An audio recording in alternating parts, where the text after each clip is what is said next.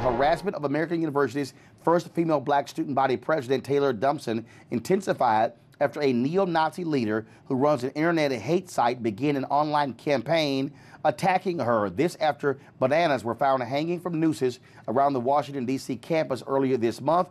On Wednesday, University President Neil Kerwin issued this statement, quote, "I want to share with the entire community an update related to the May 1st hate crime that occurred on campus. The U.S. Attorney's Office for the District of Columbia has joined the Federal Bureau of Investigation to assist the American University Police Department with the investigation. We are working as hard as we can to identify those responsible for the egregious, racist, hateful act." Now, the bananas were marked with the letters AKA, referencing the sorority Alpha Kappa Alpha, which Dumpson is a member.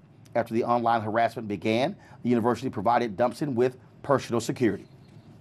American University is responding to recent racist incidents on the campus, and more recently, online incidents of hate directed against our community. We were advised by the Anti-Defamation League that our student government president was being targeted by trolls in an online campaign of cyber hate.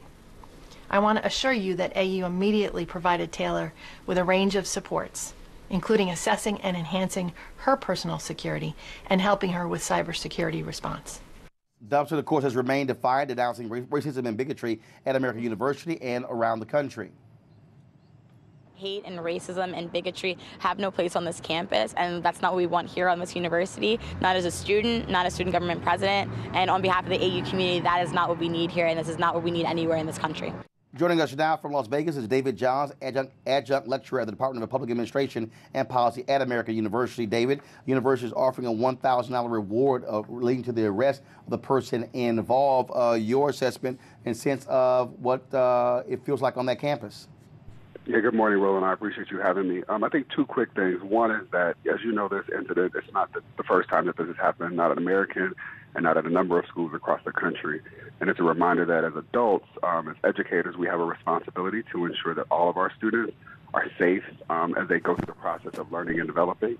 At college, many of them for the first time independently. And this is a reminder that we're failing at that. We're failing to support them in doing a number of things, including having difficult conversations about things like the collusion of race and racism.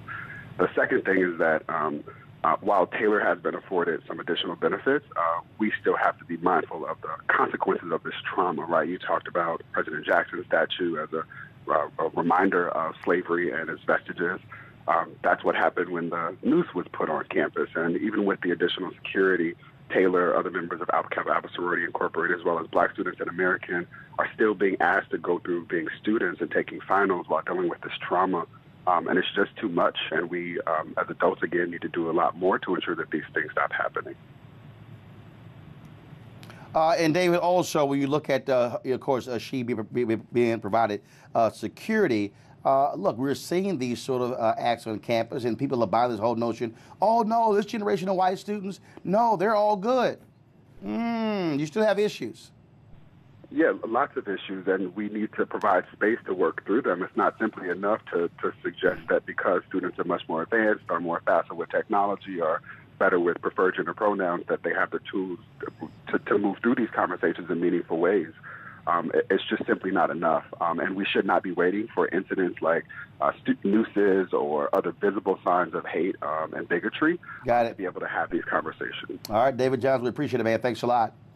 Thank you, sir. Last week, the university released surveillance video of a suspect walking through the campus at 4 a.m. on the day of the banana incident. However, no arrests have been made. The AU Police Department is offering a $1,000 reward for information leading to the suspect involved in hanging the noose and bananas. Any information, please give the department a call, 202-885-3636, 202-885-3636. A peaceful protest turned deadly. 37-year-old black man was shot and killed by Baton Rouge police. His hands are in the air, and you still get shot by the cops. Oh my God, please don't tell me he's dead. We're not gonna let hate define us.